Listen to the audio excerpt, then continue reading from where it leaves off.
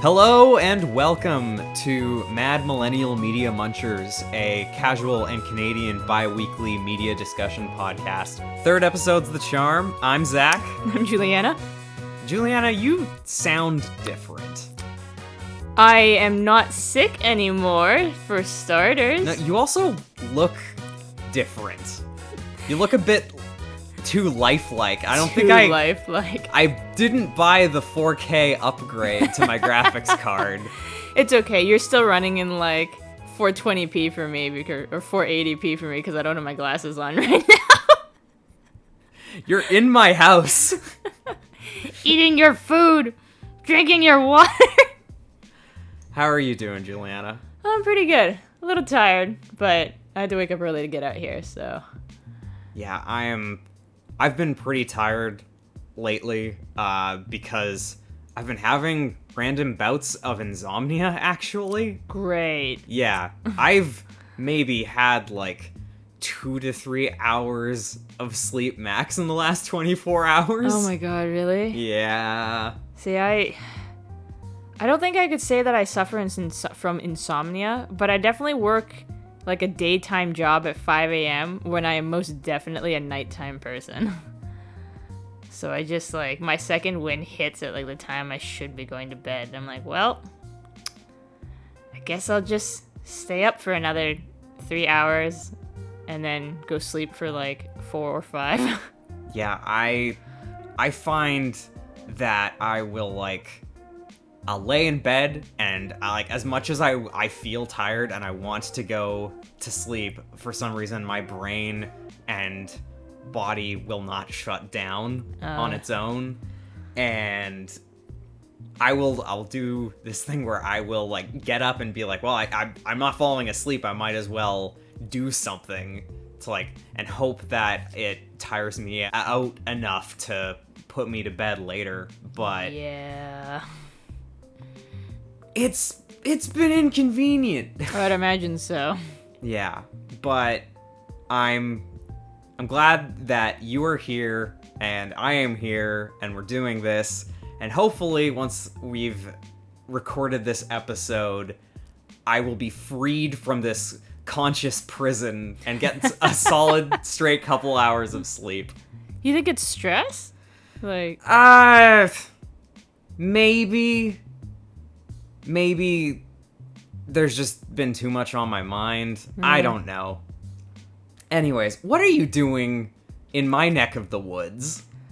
I'm out here because I finally decided after years and years that I need to go see an Elton John concert.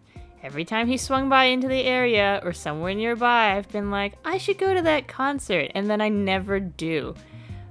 Because I like haven't really been to a proper like performers, like a big name concert before. I've gone to symphonies, like a contemporary musician. Yeah, I've gone to symphonies and stuff like that, but I've never been to like a Maroon 5 concert or something like that. And Elton John, this is supposed to be his farewell tour that got put on hold because the COVID happened. Yeah. So this might actually be my last chance, and I was like, no, I just gotta do it. I just finally have to go see this person live. Yeah, especially when some of these big name performers are getting on in years, and you never know when they're going to kick the bucket. Oh, on that note, that reminds me. You remember like Fan Expo very regularly, like had Carrie Fisher a few times at Fan Expo? Yeah. And like, remember one time, my now ex was like, I really want to get an autograph for her for my dad. But like, we were pretty strapped for cash at the time, and I'm like, I can't. Like, he didn't have the money. I'm like, I can't really spare the money for this. I'm not gonna take out a loan to get a photo op with Carrie Fisher. Yeah, so I'm like, but she's, and I told her, I'm like, it'll be fine. She's been to this convention like 4 times in the past, like, however many years been running. I'm like, we'll see her next year or like in a couple years after that. And that was, I'm pretty sure, the year she passed. Like, rest her soul, but yeah. Yeah. Back in like 2016, I got really into Meatloaf, Like the musician, the singer, not the food. Okay. Sorry, for those of you who can't see, I'm giving him this look like the dinner across the table. And he actually came to Abbotsford to do a show, and me and a bunch of friends got tickets to the show, and I had started up a job with a film production at the time. Oh. And long hour days, wasn't able to leave until a specific time. I drove like a madman the entire hour all the way to Abbotsford Stadium. I got to the door, ticket in hand, at like halfway through the last song of the show. And they said, sorry, we can't let you in. We don't have any ticket scanners available.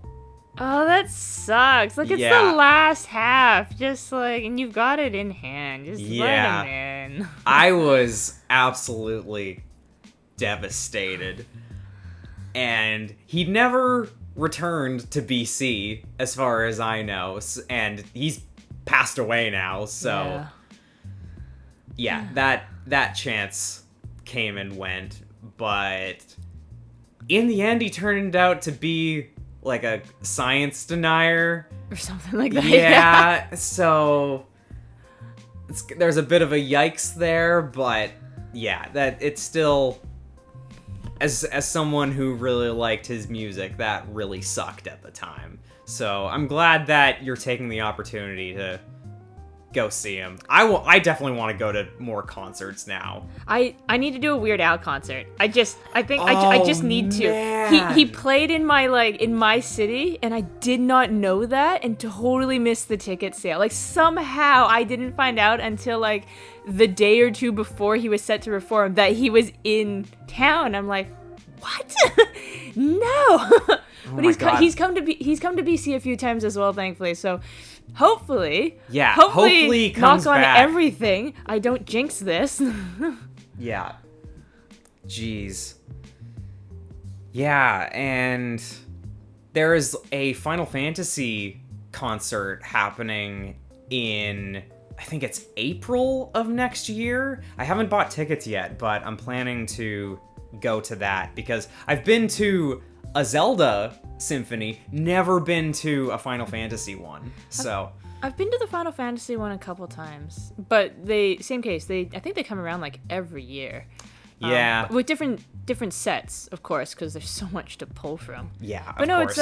it's a good performance. Like, even as somebody who has never finished a mainline Final Fantasy game. It's a good performance. Me neither, dude.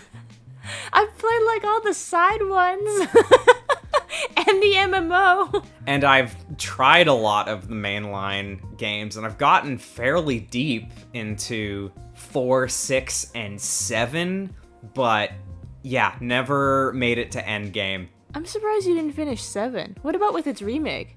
Have you tried it? Oh, yeah, I've tried FF7 Remake. I'm actually fairly deep into it. I started playing it around, like, shortly before I started playing 14. And I'm at the point, like, right before you invade Shinra Tower. I have yet to finish it, but okay.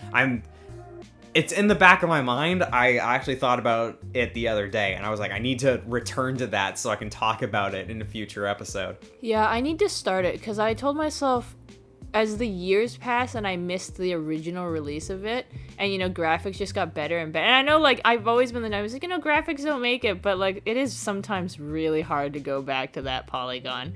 I remember telling myself, I'm like, I will play Final Fantasy VII when it finally, like, inevitably gets a remake.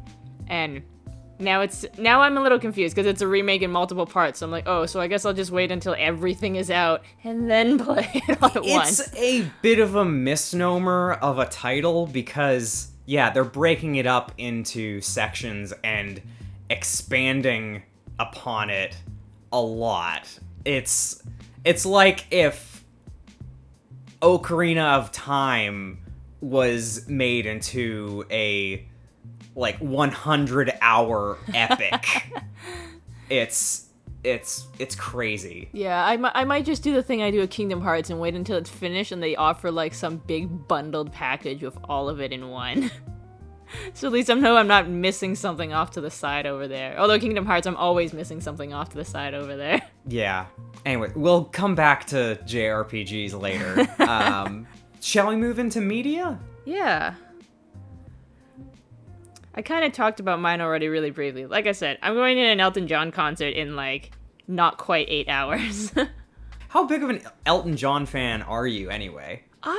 Actually, no, I'm sorry. That sounded really accusatory. No, it's okay. But, like, I guess that's the thing. I enjoy his music. If it comes on the radio, I'm singing with it. But the way I've handled music is I've never been, like, a big, like, fan of any particular band and stuff like that. Like, I couldn't tell you, like, when all of these tracks released or, like, what album they were on or even all of the tracks because I'm just like, oh, I heard this one. It was fun. And then, like, you know, whatever thing I'm on recommends other songs in the person. I'm like, okay, cool, this is good too. And, like, my dad listened to him. So there's that, but I'm not like an Elton John super fan. I've just heard that his performances are good, and I generally like his music, and I thought it'd be a good one to go to. But that's my problem with me and, like, any music I listen to. People are like, oh, what bands do you like? And I'm like, I can't really tell you because, like, I like the music I like these 2 songs from this band, Bump of Chicken, but I literally only know these 2 songs from Bump of Chicken.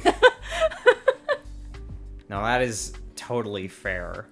I feel the same way about him. Like, I have, like, 2 or 3 songs by Elton John that I really like, that being Rocket Man, Leave On, and I guess Tiny Dancer. I like Tiny Dancer. I know more than just, like, 3 songs for Elton John, just because, like I said, my dad listened to him while I was growing up. But yeah, I can't give you, like, the entire track listing of his history. Yeah, I don't know if you were checking Facebook much on the ferry ride over, but I did share a meme where someone had commented on, like, a Metallica post on Instagram saying, like, sorry Metallica for all the fake Stranger Things fans. And I was like, guys, I'm sorry, I have a confession to make all my music taste came completely from, like, Guitar Hero 3. Right. God. I'm excited, but, like, I haven't checked any footage from the tour, and my dad was all like, if Crocodile Rock comes on, record it for me. Okay, that's awesome. Yeah, I know my parents are also fans of him. I don't know if they ever have seen him live. My mom often brags about having seen David Bowie live, though. Oh, yeah. Yeah. I'm sure that was probably a good live performance, too. So before I go into my thing, I have to ask, how familiar are you with Shadowrun? Like barely. Yeah. I know a little, but, like, it's, like real minimal. No, that's totally fine, because I have never played Shadowrun either, and if you don't know, I'm not the biggest fan of tabletop role-playing. Oh, we're talking about the tabletop game. Yeah. Okay, I thought you meant, like, there's, like, some video game from, like, early 90s, I think, that was called Shadowrun. Oh, yeah. No, okay, that is related to what I'm talking about. So, yeah, I'm not the biggest fan of tabletop role-playing. I used to be a casual Dungeons & Dragons player, but now I'm usually mentally checked out by, like, the second hour of a game, and I don't know. It's just not for me. You might just need to play stuff that's not D&D. Or, like, one-shots, where it's all kind of just, here we go. You're gonna go through 20 characters in this meat grinder of a one-shot. And that is partly why it's appealing to me. So, for those who don't know, Shadowrun is a cyberpunk tabletop role-playing game, carrying on from the cyberpunk kick that I was deep into last episode, but it has, like, a smattering of fantasy, so it's a bleak modern future, but you have magic and fantasy races, which in their context they call metahumans, like elves, dwarves, orcs, trolls, and you play as Shadowrunners, who are mercenaries taking on jobs. And I find that the setting seems a lot more forgiving for murder hobo-ish characters. What do you mean by more forgiving? Because I feel like Dungeons and Dragons, like, the stereotype is that the party devolves into murder hobo, but it doesn't really seem to cause people trouble. So no, that's fair. I don't know. I've played in enough games where the party that I've been a part of has often been like the chosen ones. Yeah. Destined to save the world. I would say like less than half of the time it's been just random adventurers on a quest. And normally if you do morally ambiguous actions, there's consequence for it. But you're not heroes in Shadowrun. You're just runners trying to make creds. Right, okay.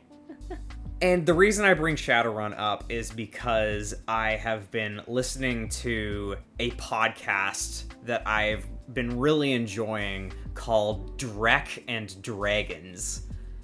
Drek being the Shadowrun slang for poop. Oh, okay. Yeah.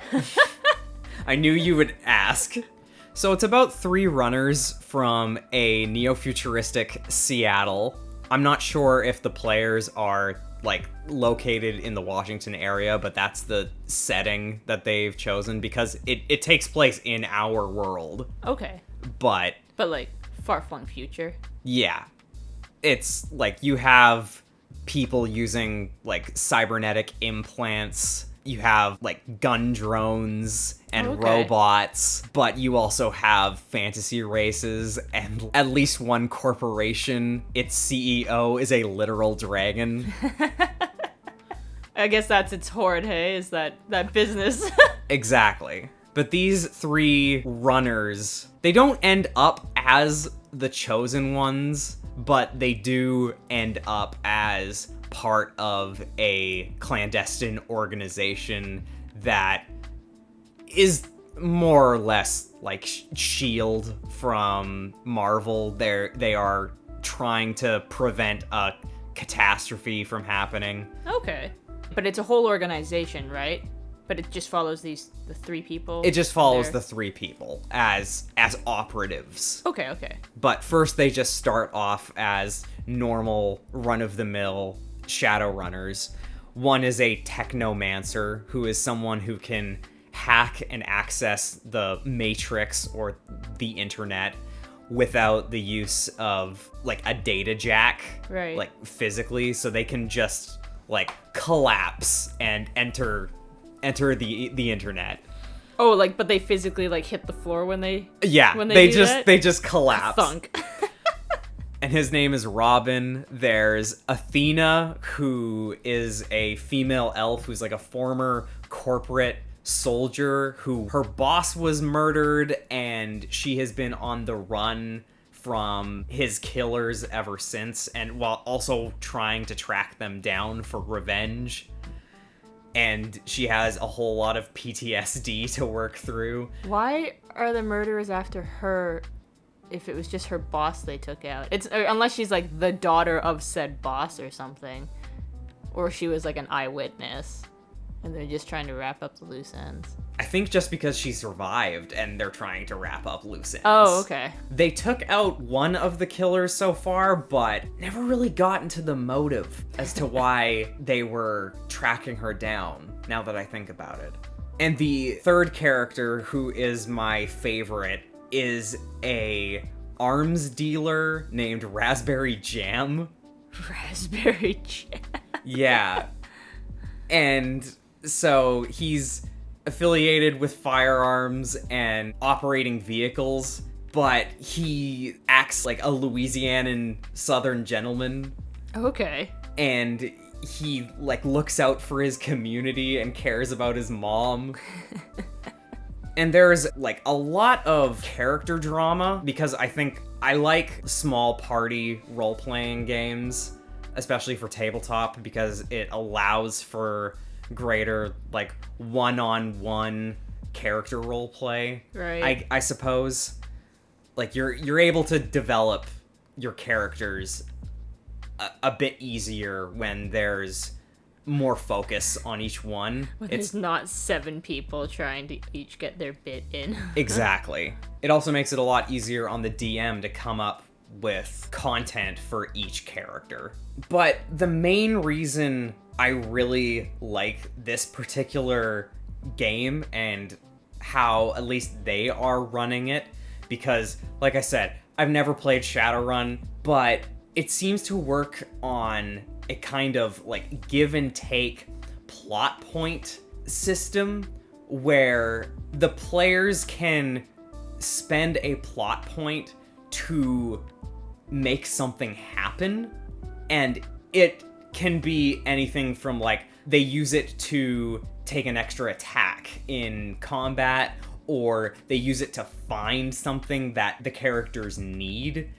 And at some points, the DM, who is very clearly improving a lot of this, like they set up the characters and the mission, but the player characters are not railroaded like whatsoever. Oh, so they really just get to pick what direction they want to go in, eh? Yeah, and at some points, the game master will just let his players take a turn narrating what is happening. Oh, that's cool. So it really feels like a collaborative story. Right.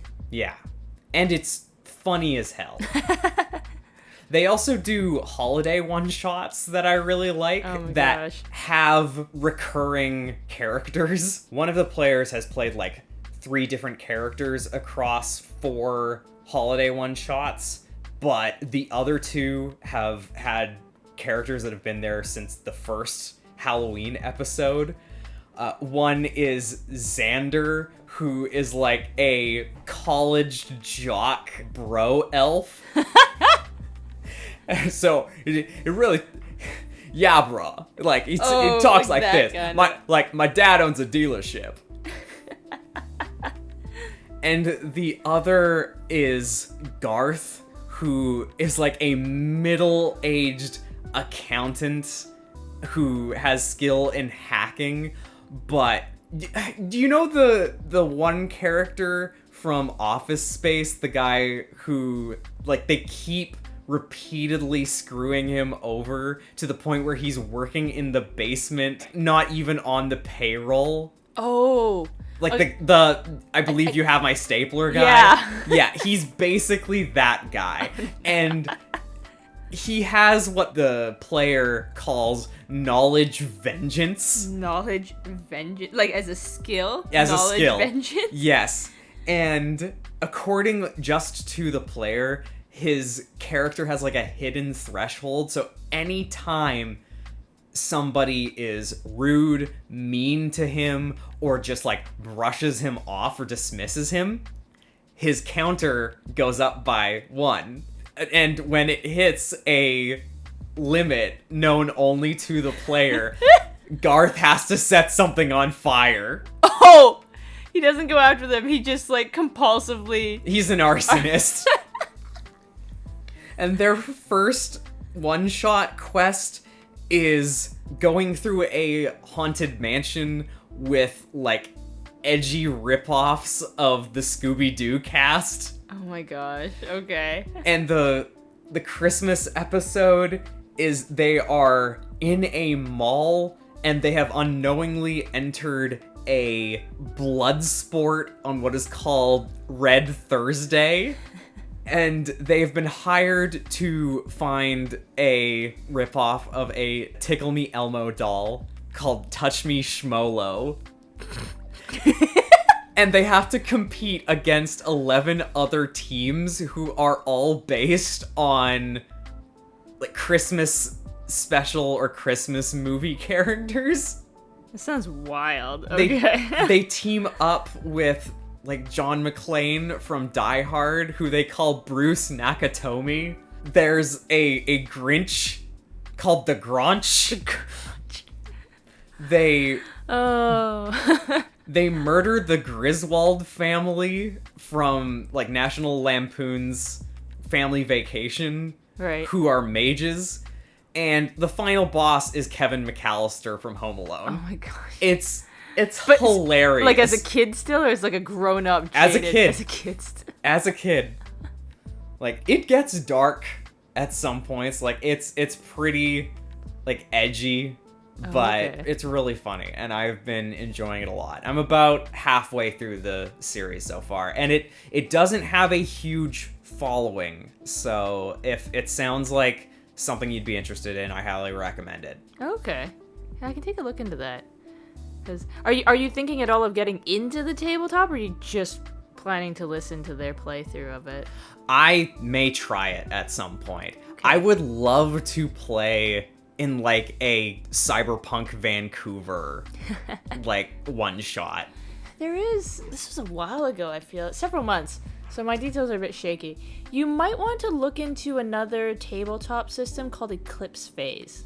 Eclipse Phase. I can't remember if I told you about it before. Its name comes from, I think it's like a biology term of basically like when a cell gets infected by something, but before you can visually see that the cell has been infected and the change starts to happen, that's the eclipse phase, if my memory serves correctly. But it is also like a sci-fi type of setting. Like we had a few of us that tried it. Our DM I don't think had run it before. We were just doing it as a one shot to get some feelers out, and decided we're gonna try it again because it turns out we were doing some mechanics wrong as players. But it's interesting in that as a group as a whole, you have people called transhuman, but you're also not necessarily playing like a human. Like in our group, we had one person who was like a human, and they had like some cybernetic like enhancements, replacements, stuff like that. And then we had someone else who was like, kind of looked like a guardian from Breath of the Wild. Oh, just a complete construct. Just a total construct. And then like I was playing like a digital raven, basically. Oh, that's so cool. With no actual physical corporeal body. I basically just like piggybacked into like the data bank mindscape of my other party members. And would then also try to hack other people that were giving us trouble by just zooming in there. But it has this interesting separation between, I think it's, if I remember correctly, it's called like the ego and the morph. So you can have your physical body just be like totally destroyed, but like your mind, your skills, your memories and stuff could just be transferred into another body. So for our one shot, that's kind of what happened. Is the one that was more human than the rest of us had gone out on a mission. I guess I really shouldn't say that they're human, because that body is definitely, I think was definitely all cybernetic. But they went out on a mission. We lost communications with them. This was the backstory setup. We lost communications with them, and then like we had to essentially like pull their mental capacity stuff out and reshunt it into another body. But they lost a bit of the memory, so we're trying to go recover the other body that's no longer inhabited, along with like the stuff that they had for the mission they were on. I'd have to relate it a little bit to like Ghost in the Shell, right? Where Major Kusanagi, that body is not a human body, so it could be put into other shells. Yeah, kind of thing.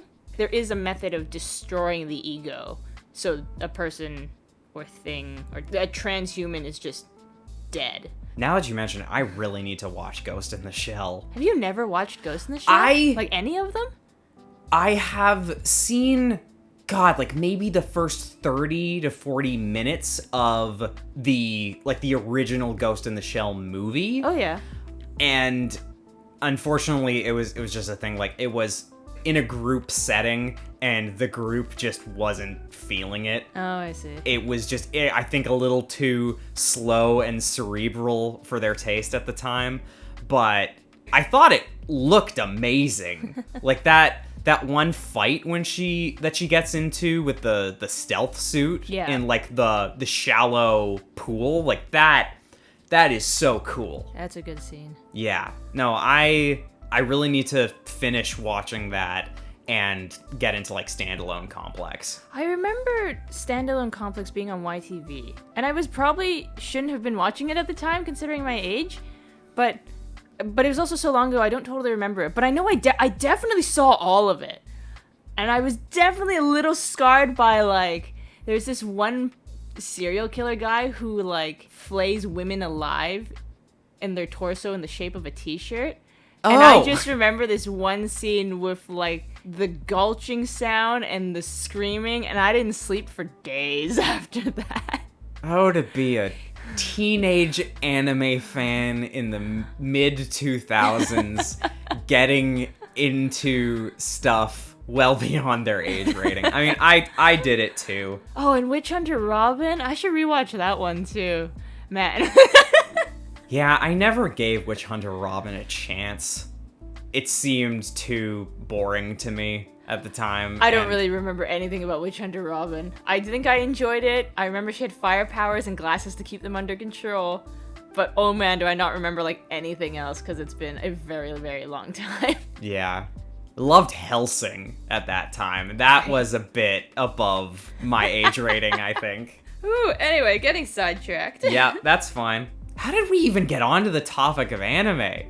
Because Eclipse Phase got compared... Eclipse Phase, right. I compared Eclipse Phase to Ghost in the Shell, which made me think of YTV, which made me think of Witch Hunter Robin.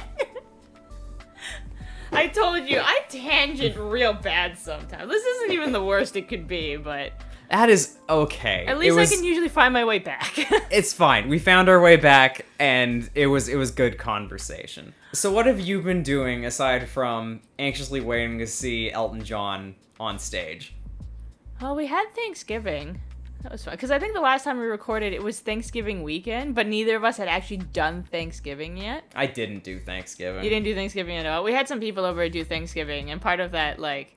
Part of it was cooking, but part of that in the beginning bit was, like, one of them brought over this new board game that they found, and it was called Mysterium.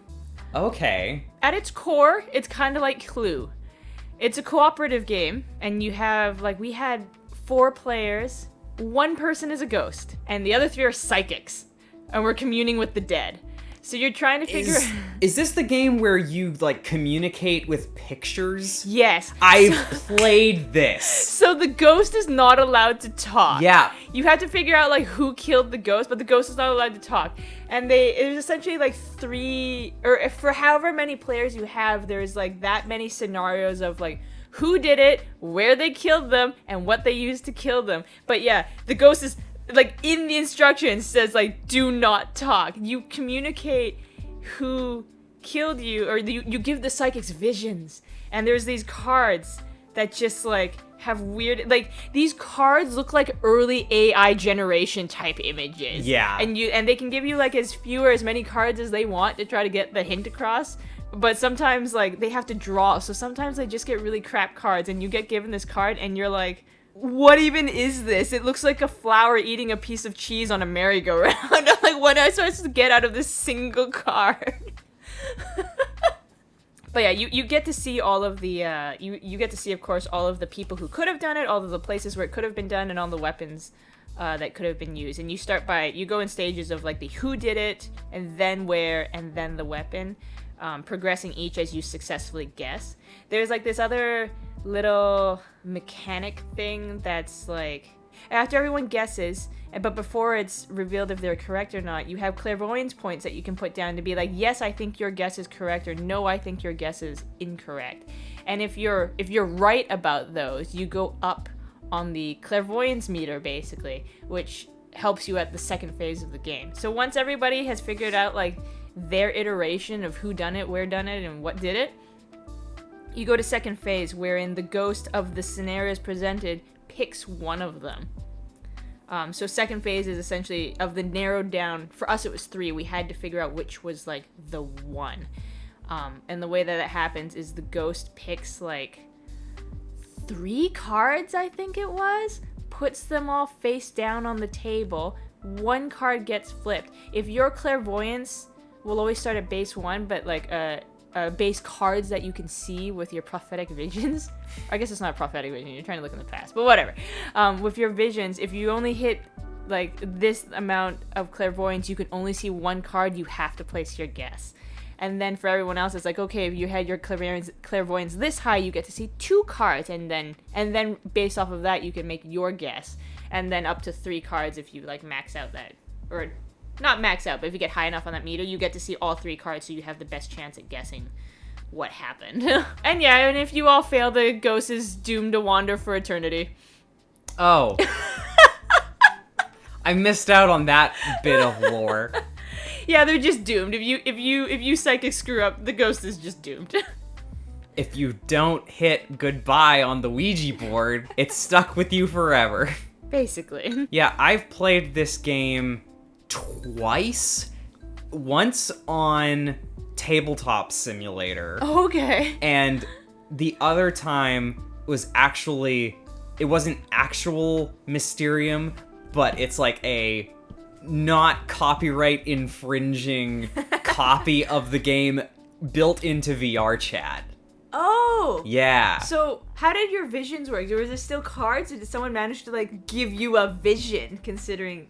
Yeah, the person who is the ghost, I it's been, like, a couple of years, so I don't precisely remember how it worked, but if you were the ghost in the VR chat game, you are in, like, a separate room, and you're given the images to show, and then you choose which to show to each person, I think, or do you show it to the entire group? You would give it to the person, but the group could discuss together. Right. Yeah. I believe that's it. Like, you chose which ones and you gave it to them. Oh, okay. And they received it. In VR. In VR, yeah.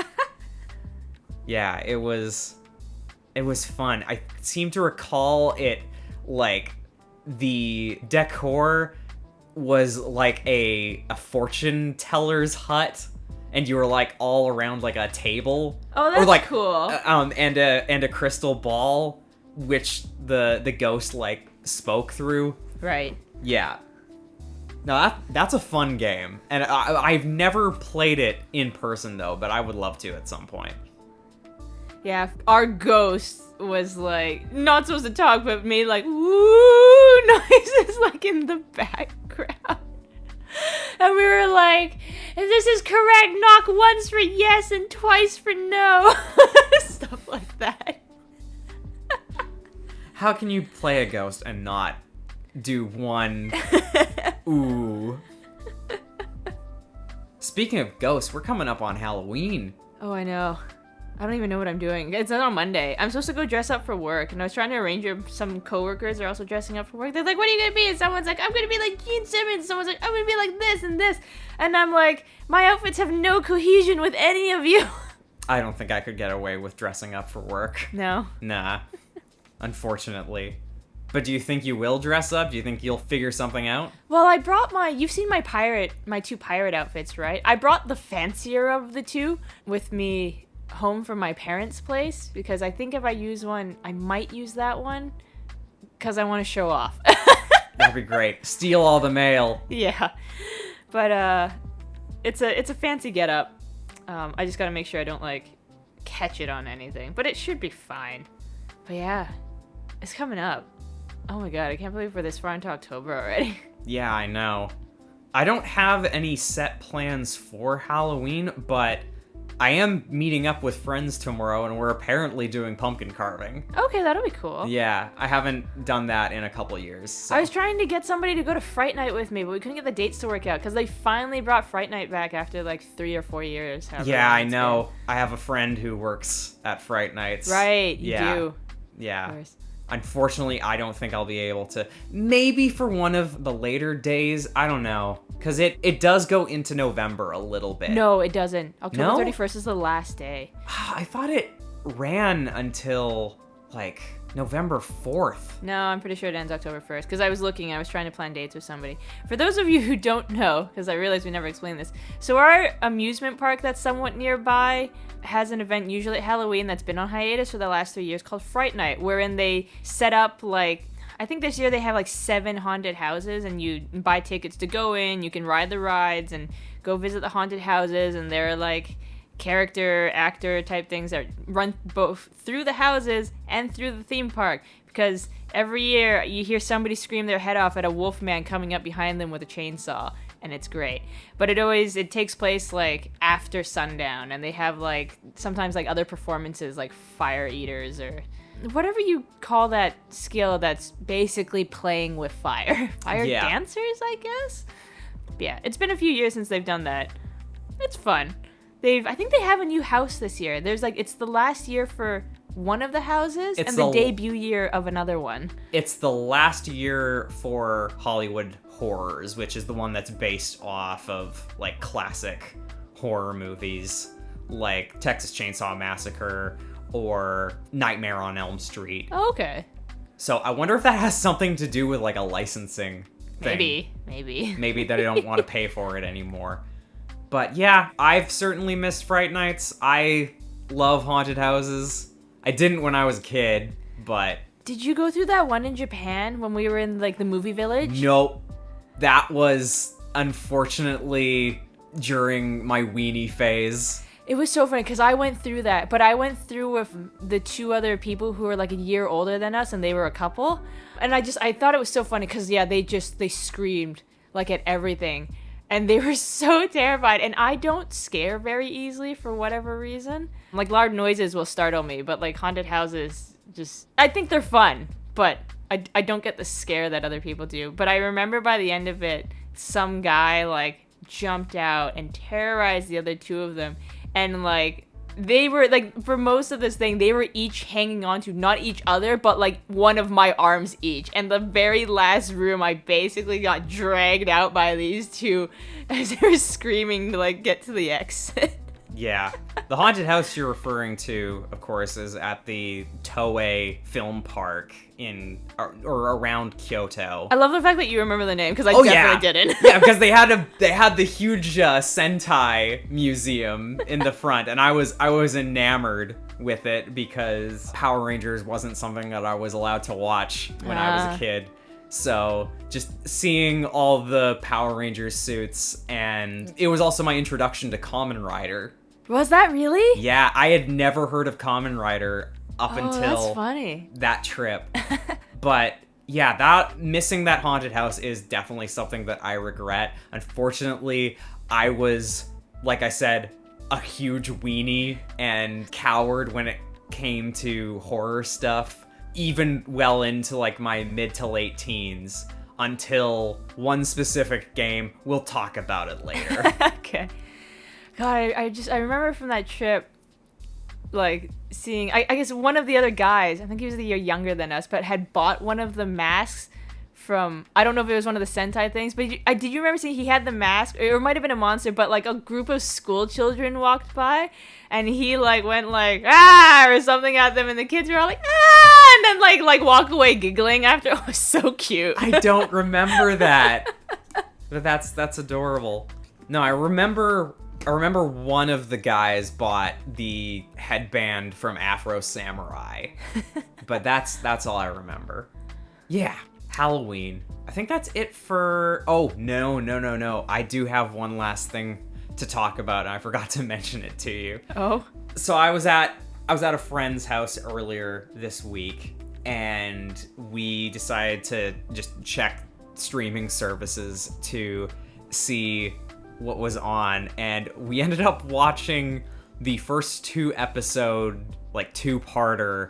of the 1990s Mighty Ducks animated series. Oh, the animated one. Yeah, not the movies, not the live-action movies, because I think I saw bits of those as a kid, but my memory of those is minimal. Right. I have mentioned at the start of every episode so far that this is a Canadian show, but we're two weird Canadians who I don't think really care about our national sport very much. I don't know. I follow it during the Olympics and see how our team is doing, but like otherwise I don't. I'm not a big sports person to begin with. I sooner play it than like watch it. So that's the same for me. I'm not into sports really at all, but like I have watched my fair share of hockey. Like as you said, 2010 Olympics, Canada versus America. Oh, it was right in our backyard. We had to watch that. Yeah, of course. but it's not something that I will tune into nowadays. But this has nothing to do, really, with the live-action sport, because this is a cartoon about a group of alien humanoid ducks whose planetary sport is hockey, who are enslaved by a race of reptiles led by Tim Curry, and they wind up on Earth, and they both play as Anaheim's local hockey team by day and solve crime by night. I feel like how old is this movie? I feel like I must have seen this. It's gotta be like mid to late 90s. There's some I've probably seen this. It sounds pretty somewhat rough familiar. CGI in it. But yeah, this series is wild. I remember renting like a VHS of this two-parter and maybe like another episode or two back when I was a kid. So I have memory of this show. I don't quite remember it being this wild or this good. Like, this show has a surprisingly star-spangled cast. Really? Yeah, like I said, it's got Tim Curry, Right. Tony Jay, who is Megabyte from Reboot, and Count Frollo from Disney's Hunchback of Notre Dame. Okay, yeah. It has Clancy Brown, Mr. Krabs, Right. and just like a bunch of others. Their coach is played by Jim Belushi as Jim Belushi. It is just utterly wild. That whole, like, star-studded cast thing, it kind of reminds me of Scott Pilgrim. Because there's all of these really famous names in Scott Pilgrim, but before they became, like, really famous for their, like, you know, Captain America is in there, like, Captain Marvel is in there. But before Marvel scooped up a whole bunch of these people, and they're just there. Yeah. I love Scott Pilgrim. It's such a weird movie. Yeah, that movie is great. God. Like, I almost feel like at the time, like, Michael Cera was the big name. I still, having read the comics, I still picture Scott with a different face. Or, like, I don't know. I picture someone else playing Scott, but yeah, it's still a really good movie. Yeah, Mighty Ducks. Utterly insane.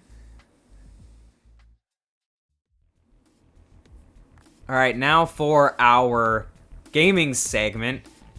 Before we get into it, I forgot to mention last episode, but in episode 1, I mentioned that I had borrowed my friend's copy of Kirby and the Forgotten World, and I still have his copy, but I have not been able to find my Switch anywhere in this apartment. Oh, that's problematic. Yeah. You're missing out. It's a cute game. Yeah, I really want to play it, and I still really want to find my Switch because I'm planning to play Metroid Dread for December. Oh, that's a good one too. So I've been missing out on that. Any news on the Eorzea front?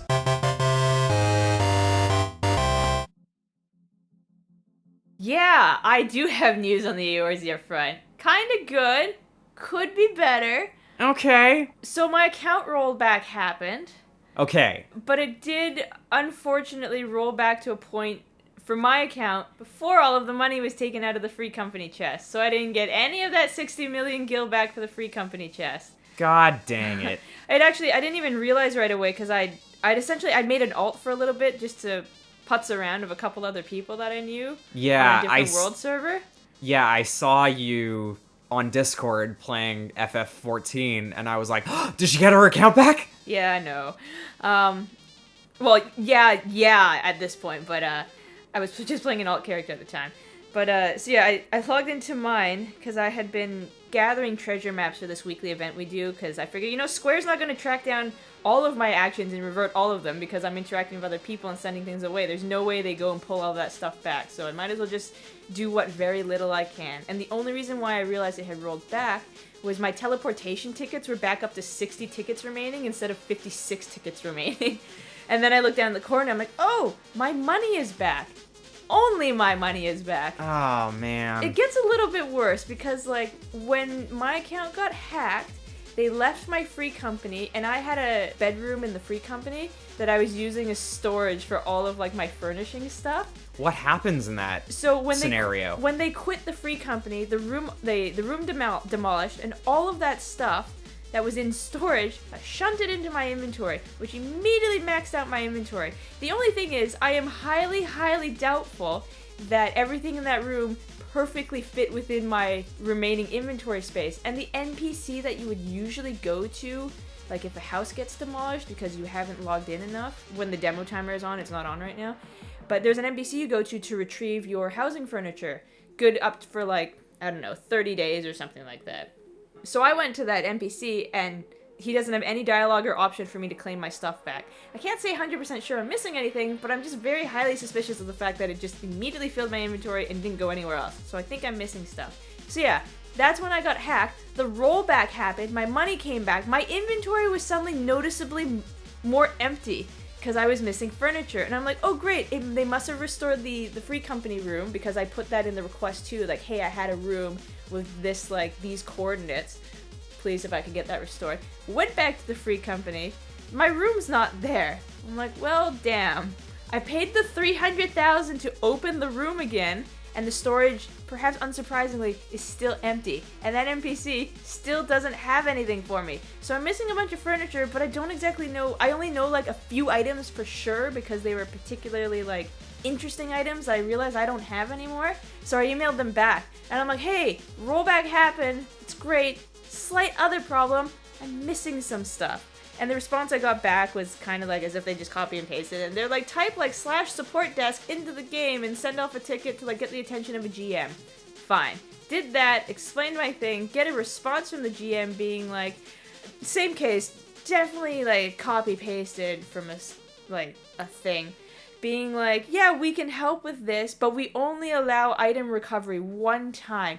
Please give us, like, the exact name of the item when you last had it, like, exact specifications for one thing. And I'm like, yeah, but it's not just one thing. I need the FC room rollback to happen to have all my things back. So I replied to that email that had said, contact the GM with the explanation of my situation again. And someone was like, one person replied saying they would look into it, and then I got another reply from another person basically being like, contact the GM. I kind of just given up at this point. I don't quite feel it's worth it to chase that down. Like I said, I'm not 100% sure of the extent of what's missing. My biggest concern is maybe I'm missing like some seasonal stuff that I won't be able to get again unless like I buy it for real money, if it's even available in there for real money. But, yeah, I miss my big elephant lamp. I had this thing called the Matanga lamp, and it's worth, like, $1 million, $2 million? I don't know, it's worth something in the million for Gil on the marketplace. And I found it in treasure hunting. And I remember trying to place it in the room just to check out what it looked like. And it's ginormous! It's not just, like, a small lamp. It's, like, a lit-up statue. Oh my god. But that thing's missing, and I'm kind of sad about it. So, I don't know, maybe I'll reach out and be like, hey, can you restore my lamp? That I might never actually use, but I kind of just want to have. The story just keeps getting more and more sad. A little bit, but I'm trying to distract myself with other stuff. We're holding a Halloween contest. I'm running it. I'm going to run it like a cosplay contest because I haven't been able to run a cosplay contest in years, and I'm just feeling the itch to do so. Yeah. So we're still figuring out prizes because I want to see what goes on sale in the Mog Station. I've told everybody, I'm like, yeah, like send me an image of like, not necessarily the completed outfit, but what you're planning your cosplay to be, and if you want any music, and I'll try to see if I can get Discord's like music bot to work to play the tracks back to back while announcing you guys on. That's awesome. So that'll be interesting. It's next week on Sunday. Oh, and I beat Shadowbringers. Huzzah! I beat the main story of Shadowbringers. Me and my adventuring buddy finally buckled down and did it. It was good. Congratulations! I still have not finished A Realm Reborn. I haven't even gotten as much Cyberpunk played in the last 2 weeks as I would have liked to, unfortunately. Although I did get a nifty new mouse for both FF14 and first-person shooters that has a 12-digit numpad on the left side. So that is going to make things interesting. I don't know where to put my thumb on a 12-digit. I have one, like, the one I had before was, like, 6 buttons in, like, the points of a hexagon with a middle bit that just had, like, a rubber nub there. And the face I'm using on my one currently, it has the option to swap in, like, a 2-button, a 12-button, and a 7-button. I use a 7. Other than Final Fantasy XIV, what else have you been playing? It's not so much as I've been playing as I've been going a little too deep into the rabbit hole of, like, watching other people play. Hovering my thumb on, like, the 2 because it's at the very front and it's in, like, the center. Oh, yeah. So for me, it just makes sense to go, like, up or down to the left or to the right, whatever. Right. So, yeah. When I decided that Eorzea Corner would be a recurring segment, I didn't realize it would end up so sad. I don't even know if I'm being honest, I don't know if it's gonna be a recurring segment. Because, like, I only play so much Final Fantasy XIV. It's just these past few ones happen to have had a bunch of crap going down in Final Fantasy XIV for me. Yeah. And, like, next time I'll probably talk about the costume contest, but at a point I've got to run out of stuff to talk about. But who knows? Maybe not. The latest, like, half patch just dropped. So, wait, Shadowbringers was the most recent expansion? No, I'm still one expansion behind. Okay. I still got stuff to You still have stuff to do. Okay. Alright, well, what else have you been playing? It's not so much as I've been playing as I've been going a little too deep into the rabbit hole of, like, watching other people play. And there's one guy I know who's a streamer and he was playing it, which is really funny because he actually played trombone in school and does music and stuff like that. Oh, I know what this is. Trombone Champ is hilarious. Oh my god. Everything I've watched just kills me laughing every time I watch it. Like, we were so surprised, because I'm pretty sure when I saw the preview stuff, like, of the song list that's in there, it's all, like, public domain music. But of the song list of stuff that was in there, like, God Save the Queen was in there. But, like, the day that my friend played it on stream, it was God Save the King. Oh. And we're not 100% sure, but we're both pretty sure it used to say God Save the Queen. They did change the song. But I keep saying, so yeah, he played this and this was a little while ago, and it was hilarious. But, like, people have now started, like, modding it, and it's great. So, like, naturally someone did Through the Fire and the Flames. You sent me an absolutely hilarious one of One-Winged Angel from Final Fantasy VII, which had me cackling. Yep, so if anyone hasn't seen it, you look up Trombone Champ, One-Winged Angel, but the model at a point gets swapped out for Sephiroth, and, like, his trombone slide just, like, goes off the screen. It's so long. And it's just got all these wild, like, up and downs on them. You also sent me Tank from Cowboy Bebop, and yeah. that actually fit, but just the One-Winged Angel one is so, like, bwomp, bwomp, bwomp, bwomp. It's just, I loved it. Oh, it's so good. I can't wait to see what else people come up with for, like, songs that they've, what's it called, pathing? No, not pathing. I don't know what you call it when you set the timings to something, but I cannot wait to see what else comes out of that community for music. Stepmania calls them beat maps, I think. I think it depends on the game. Yeah. That's fair. But yeah, it's, oh my god, that game is so silly. Like, I don't know, like, people who get S ranks and stuff are impressive, but I'm pretty sure I like the ones at middle around B or A rank, because they just have to do the slide-on thing, and they, like, overshoot the slide. It's just so good. Yeah, I'm not very skilled when it comes to rhythm games, but god, they're a lot of fun. DDR, Guitar Hero and Rock Band. There's one that I really like playing exclusively in arcade, and it's called Groove Coaster. Okay. Yeah, I haven't heard of that. It's at a couple locations in the Vancouver area, but it works like you have 2 big joysticks, but they're also buttons. So do you have to like push them down? You push them down for certain notes, but you can also like go up, down, left, and right on them. And you're on a single track, and the notes come and they tell you what to do. Huh. And it's made by Taito, and there's a lot of great like anime and video game music on it. There's stuff from Toho. What did you call it? Groove Coaster? Groove Coaster. Okay. Yeah.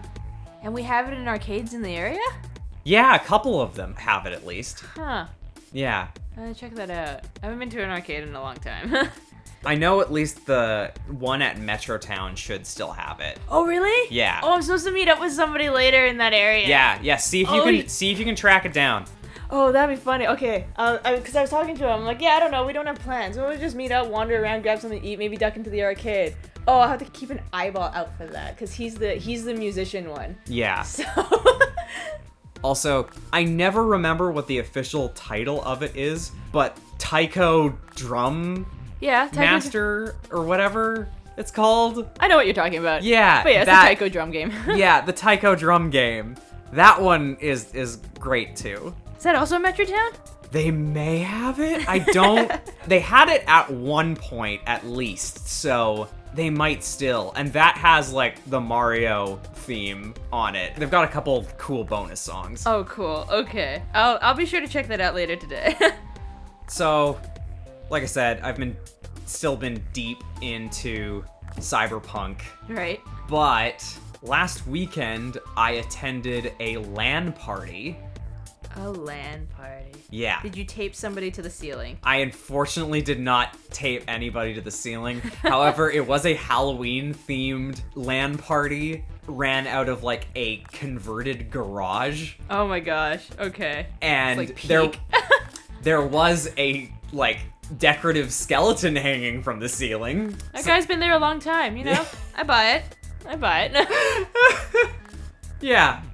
So this event was hosted by a friend of mine who I have met and hung out with a couple times at like birthday parties. And I missed the last one that they invited me to, but this is something that I've always wanted to go to. I think I started becoming aware of LAN parties probably in the mid to late 2000s. It was kind of a cultural thing that hit its peak before our time.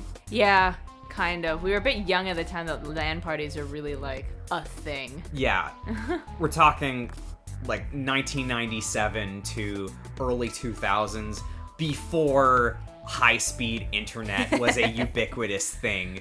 And so I wrapped up my computer, which was a bit of an anxiety-inducing experience because this thing is one of my most prized possessions, and it's stressful transporting it. But yeah, I set it up. There was, I want to say, maybe like 14 or 15 people showed up over the course of it, and we played games like Unreal Tournament 2004, which I still actually own a boxed copy of, which is one of the second or third games that I bought for my laptop when I was in like 12th grade. Oh yeah. Because up until that point, we only ever had one family computer in our house, which was rarely up to speed for gaming.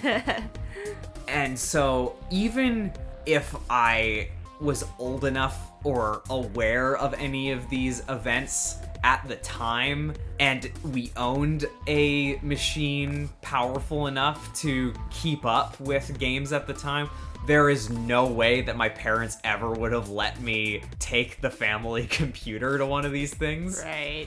But now it's kind of a niche thing for people who miss the olden days of couch co-op or couch multiplayer.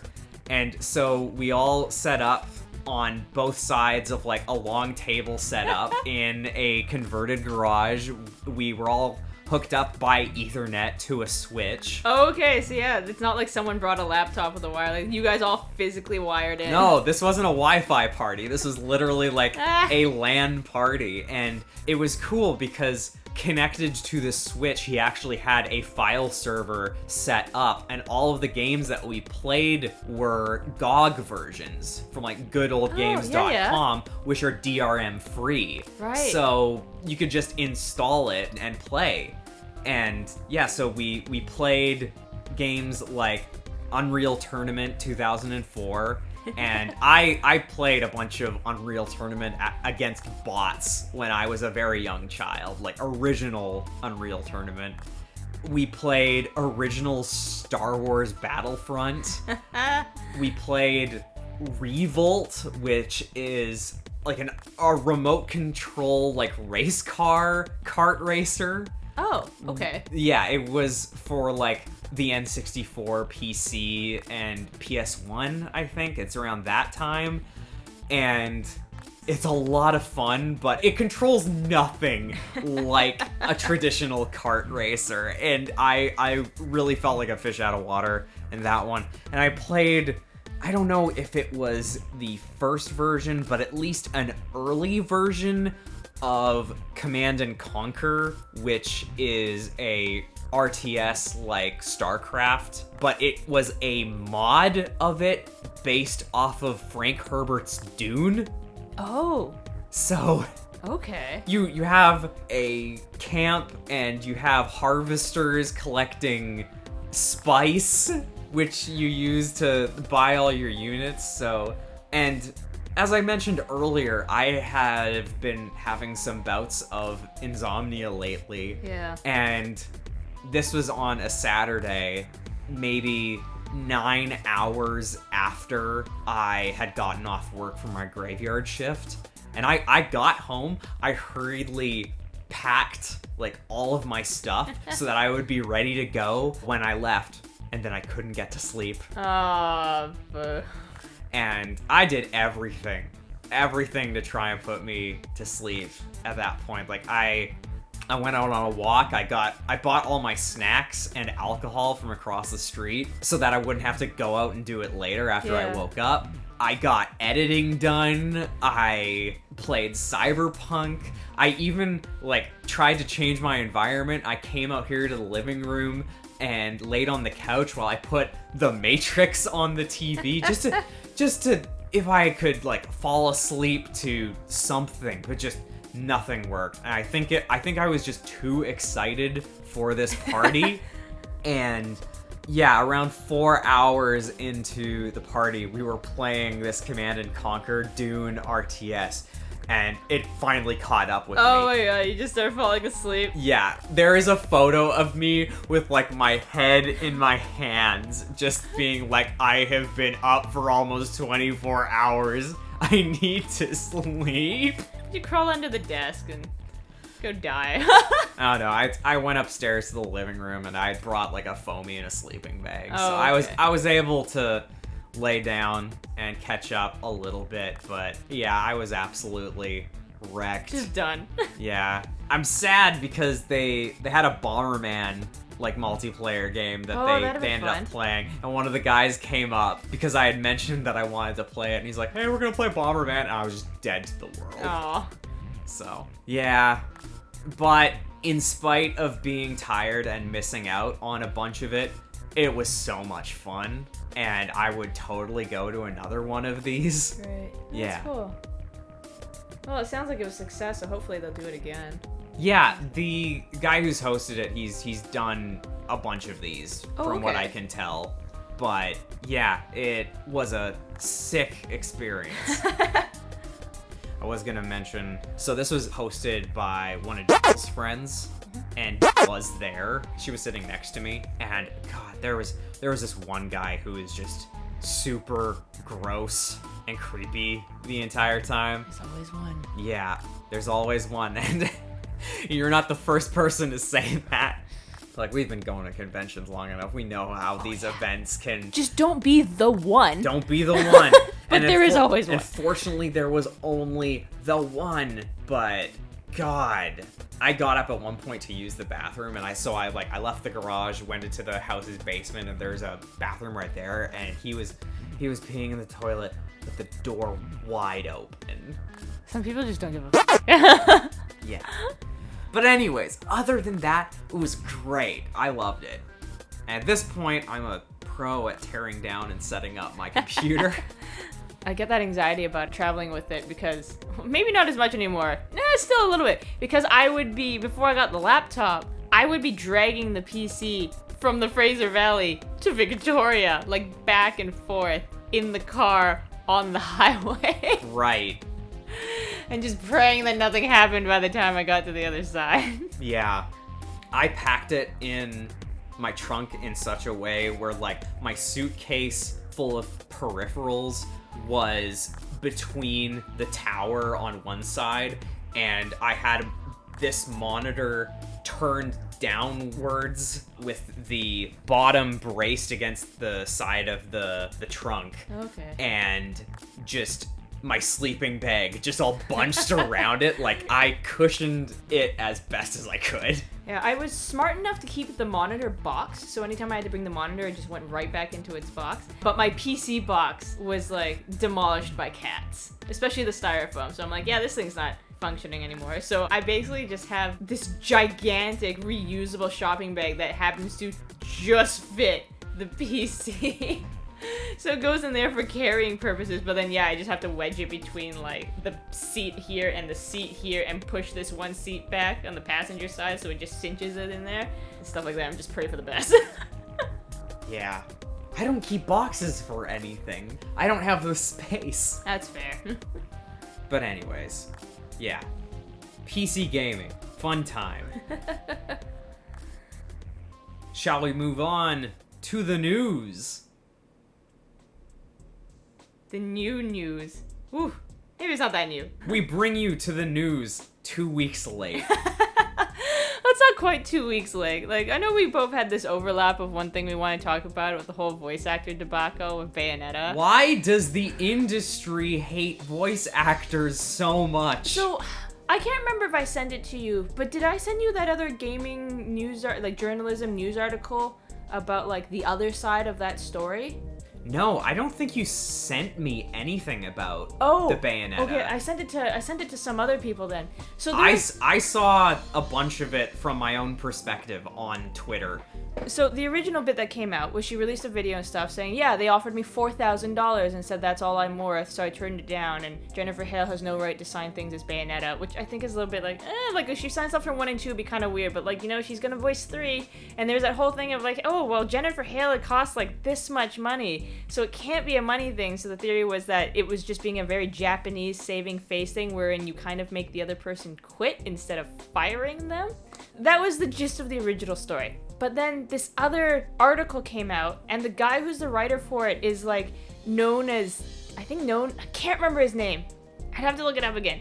But I think is known for having very thorough and credible, like, investigative journalism in the gaming sphere. Jason Schreier? I think so. Yeah. He's done a lot of stuff on, like, crunch culture Yeah. in big studios. I think it's him, but I guess like typically his articles, not really blatantly, but like aren't pushing corporations or the businesses and are usually looking out for the people that work in them. You're definitely talking about Jason Schreier. Yeah, but his article on this one is not in her favor.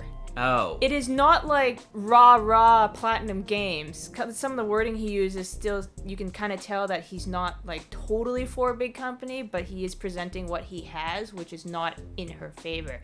So as it turns out from this article, and I haven't actually looked yet to see if there's been more sources to back it up, is that she wasn't offered $4,000 flat, she was offered $4,000 a session for 4 to 5 sessions, and each session is only 4 hours. Oh! Yeah, that's big difference. Big difference. And she wasn't happy with it, and supposedly what she countered with was for a 6-digit salary plus like royalties from the game. Jeez. Which is a big difference if true. Admittedly, when the initial news broke, and they had mentioned instead that Jennifer Hale was going to play it. I was a little bit suspicious of it because it pinged in my head. I'm like, wait a second, but Jennifer Hale is a unionized voice actor, and the other people involved in this are unionized voice actors. And like, I work in a union. I've been in a couple of unions. I know other people who work in unions and stuff like that. And like, sure, they're not all rabid, but like kind of any chance that the union has to stand up for a member and like kind of stick it to the man usually happens. So the fact that Ms. Taylor did not seem to have a union rep come to represent her just immediately kind of set off this red flag in my mind. I don't really know how voice actor unions work exactly, but it seemed really weird that no one from the union came to bat for her. So with this other story that's released, you know, if true, because some of the people they talked to said that they're really not supposed to be talking about it, so they didn't give their names and stuff. But yeah, if this other story is true and she was being offered like $16,000 to $20,000 for 16 to 20 hours of work, and she wanted a 6-digit payout instead, it makes a little more sense as to why the union rep wouldn't have gone to bat for that, because it's unreasonable. Yeah, at least from what we can tell. Yeah. Like you say, like, we don't have any insight into the voice acting industry. Yeah. That does make a big difference. That shines though. a very different light on this whole situation. I did want to comment that, like, someone had pointed out that judging from tweets that Jennifer Hale was liking, that it seemed to imply that she was completely unaware of Helena's dealings with the company. Right. And I also wanted to point out about Hideki Kamiya, because Hideki Kamiya is the director of Bayonetta, and I believe a founding member of Platinum Games. Yeah, I'm pretty sure. And people pointed out that he was blocking people. I did catch a tweet before it was deleted. He said something like, despicable, the attitude of mistruth, like some like misused English, but he seemed to be denying that that was the case. And maybe after what you mentioned with the article, maybe that has some merit. But the thing you need to know about Hideki Kamiya is that he is, or was, because as far as I know, his Twitter is still gone. It got shut down. Oh, did it? I don't know if he shut it down or something else happened. But as of several days ago, his Twitter is no longer active. But while he was on Twitter, he is infamous for being one of the most trigger-happy people on the platform. He has what he called, like, special rules. Like, if you tweet something stupid at him, you're blocked. Even if you tweet a well-meaning question, if it's a question that he has answered before, you're blocked.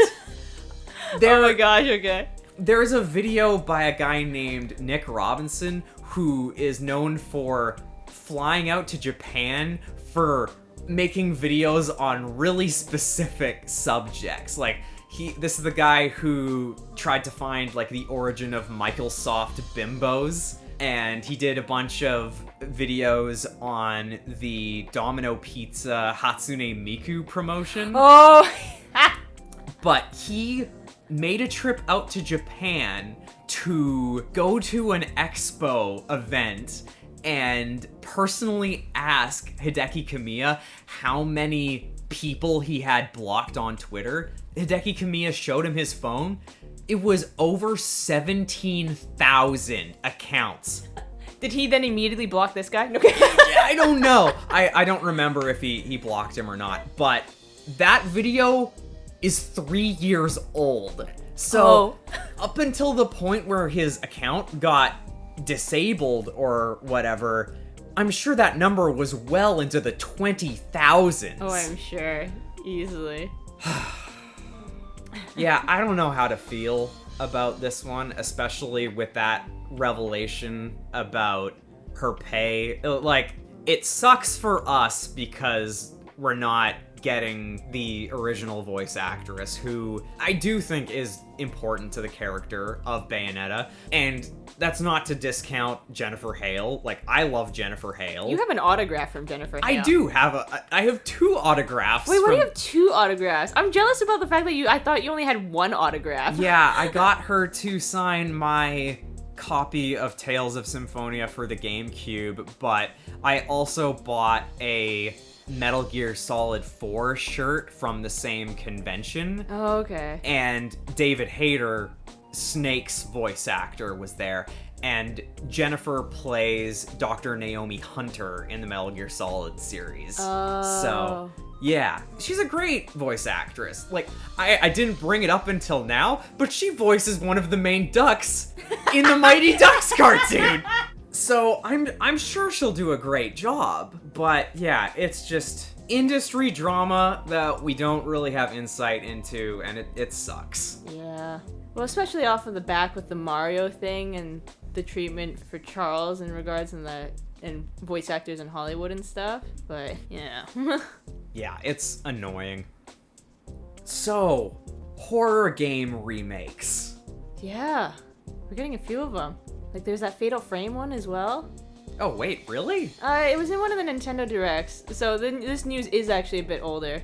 But I remember there's some Fatal Frame that was only out in Japan or something, but that's making its way over. Okay. And then, yeah, we've got I watched the Resident Evil 4, second trailer. Mm-hmm. And you... I watched it Yeah. earlier. You sent it to me.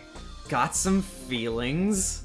Yeah? It's clearly trying to go off of RE2 Remake, which... admittedly, I haven't played. The actor for Leon is different. A bunch of the character designs are different. I don't think they look like night and day. There's something about Ashley's hair that kind of bothers me a little bit. Her outfit has changed. Lewis! They massacred my boy. Did they? I don't like how Lewis looks. Oh, I thought he looked okay. Yeah. I'm not a fan. But yeah, it looks fine. I felt like Leon almost got buffed up a little too much. Really?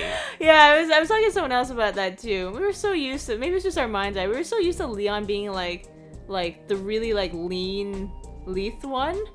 And now he's not super jacked, but I feel like he's a smidge too chiseled for my Maybe that's true.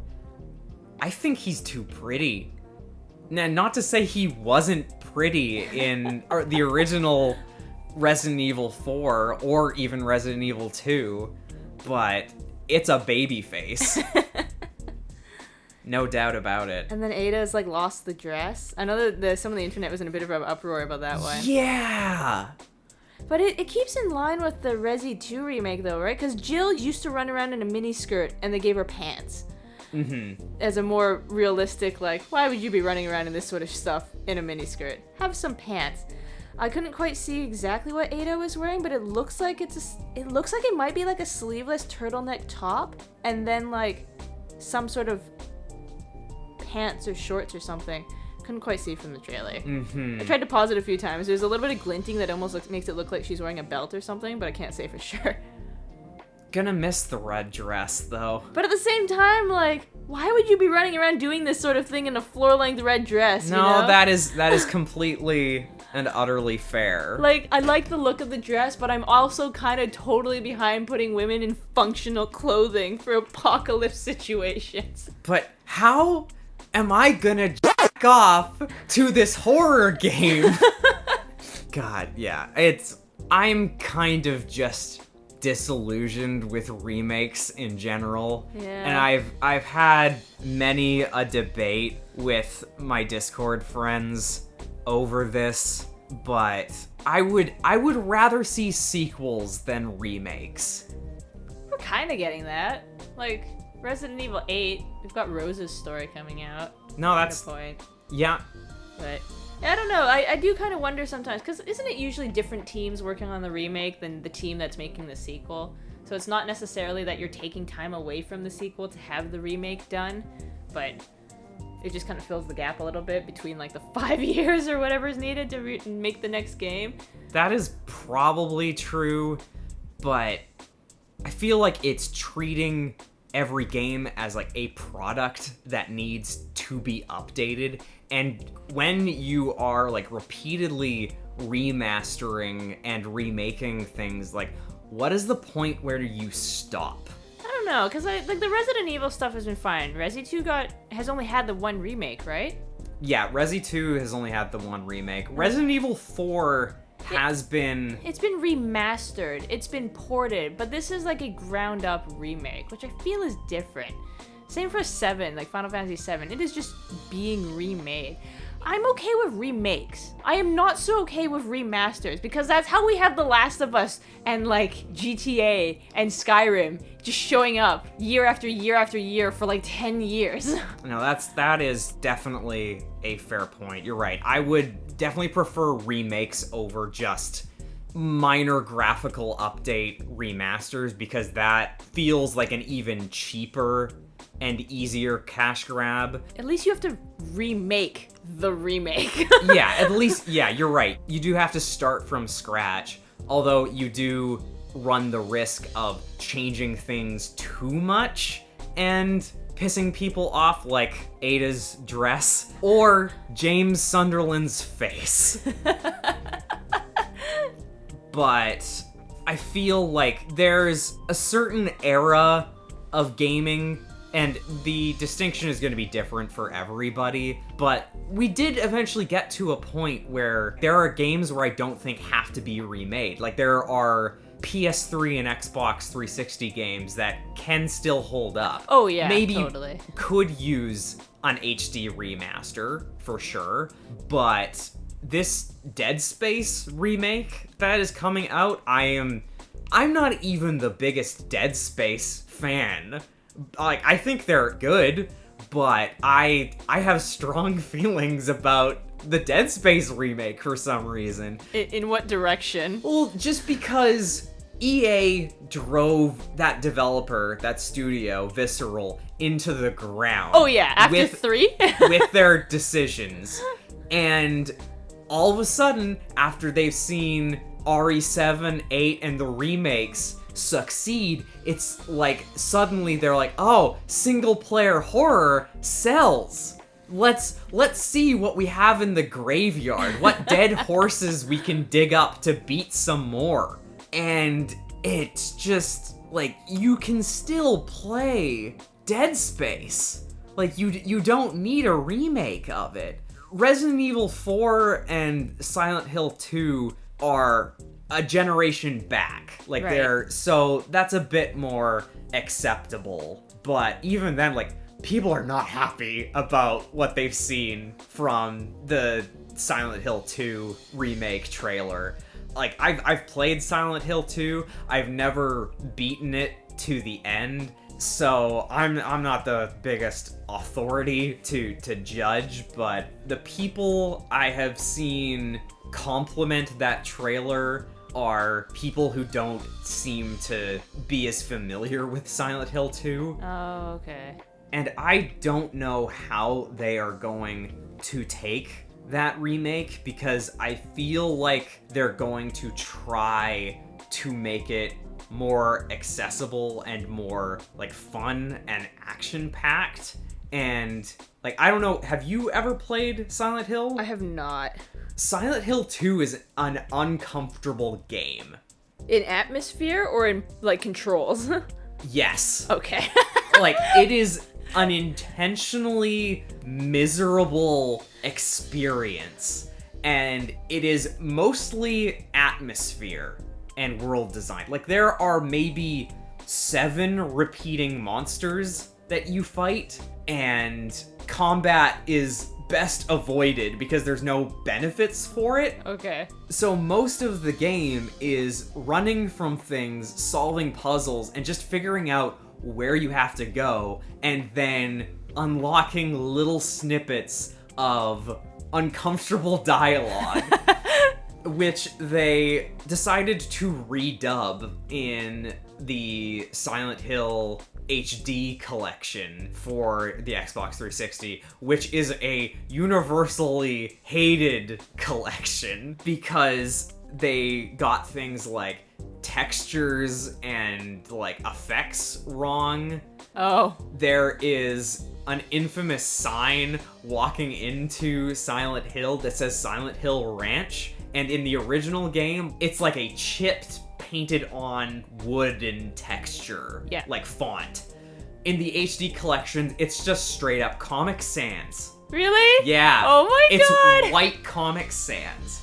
So, I don't super know how to feel about the wave of Silent Hill stuff we're getting, especially because, like, Konami has not done anything with the IP in a long time, and the last time someone tried to do something with the IP, they burned it to the ground with PT.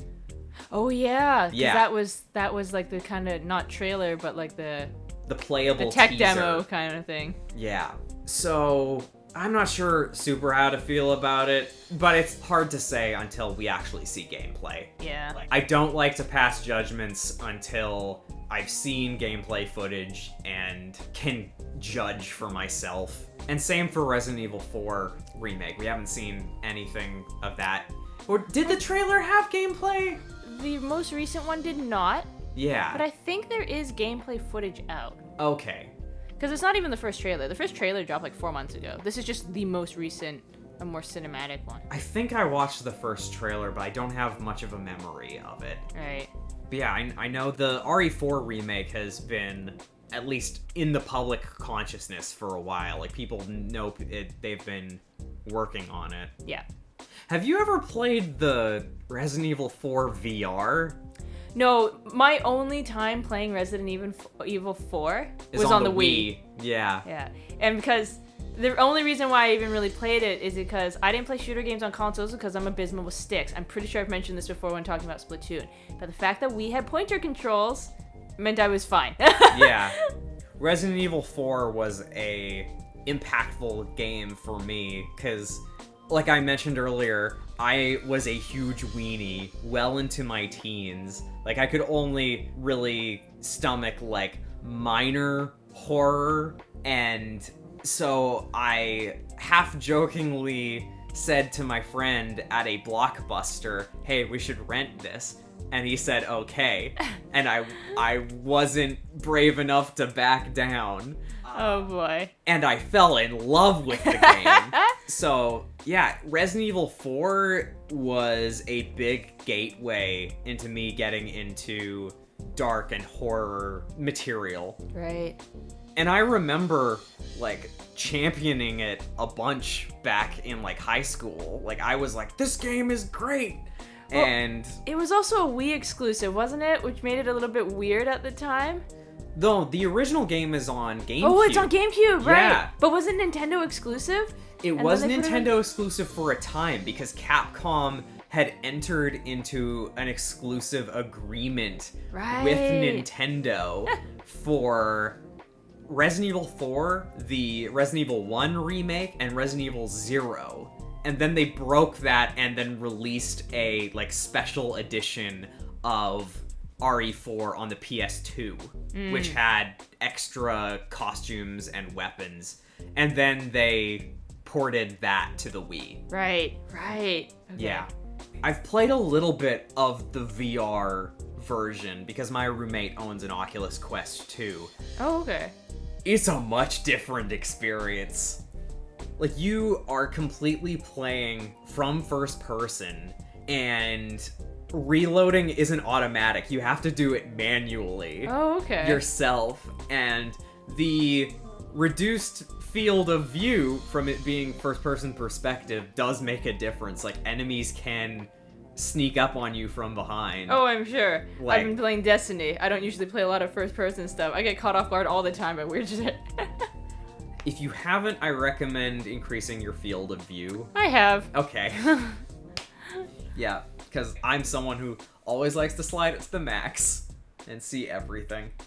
'Cause yeah, I remember when I rented it for the first time, in that first little village set piece at the beginning of the game, my friend went through it, grabbed the shotgun, died to Dr. Salvador. Right. My dad tried it, grab the shotgun, died to Dr. Salvador. I decided to, like a weenie, run around the fire, taking pot shots at enemies when I had enough of a distance, and eventually they just screw off because the church bell rings. Oh. And if you don't grab the shotgun, Dr. Salvador doesn't show up. Oh, that's funny. Yeah. Okay, right, okay. So I played through it and survived the village set piece first try. But when I played it on VR, I died in the village set piece like at least twice. Yeah, Resident Evil 4 is a good game. I'm sure the remake will be good. Capcom's been really good to Resident Evil lately, and we'll have to see about Silent Hill. There's a Silent Hill game called like Silent Hill F that like takes place in Japan in the 60s that they're working on as well. Oh, really? And that sounds infinitely more interesting to me. Yeah. I love experiencing horror in environments that I'm not familiar with. Right, different like cultural context and stuff. Yeah.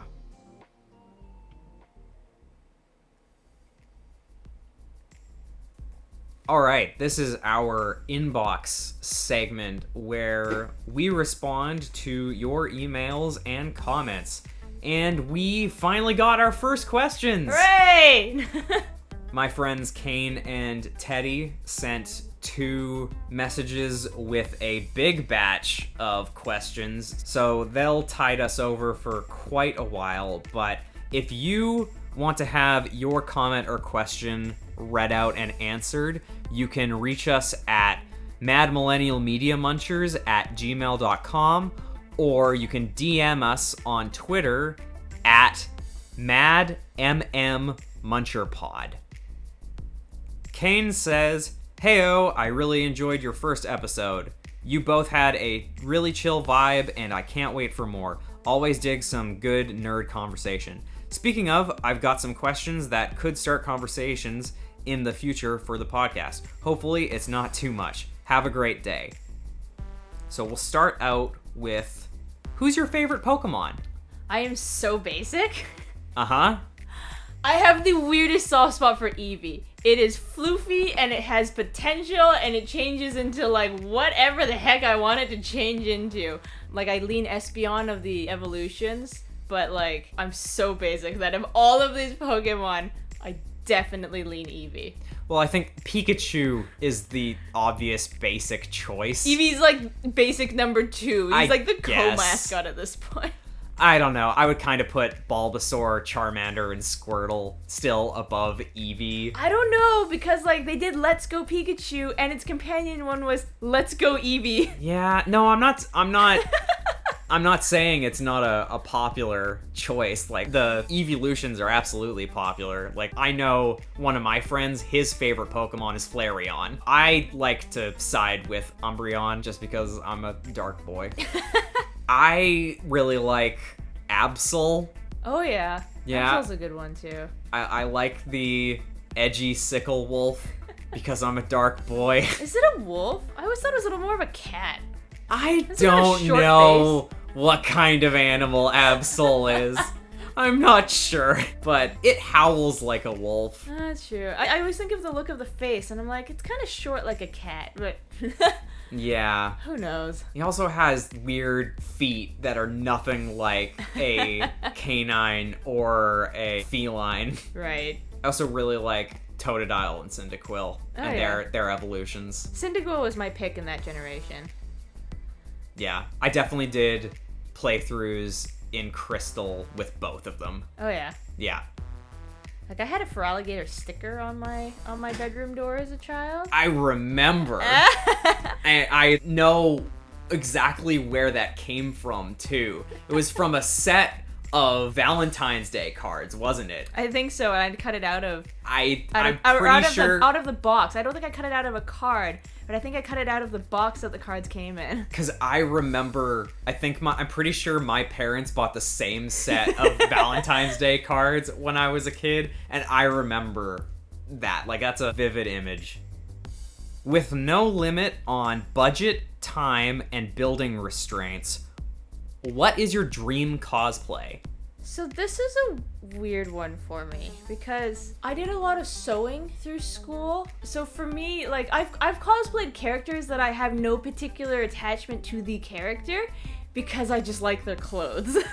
So my dream cosplay thing doesn't necessarily have to be a dream because most of the stuff that I want to cosplay and I haven't cosplayed, it's not necessarily that skill or budget or whatever is holding me back from doing it.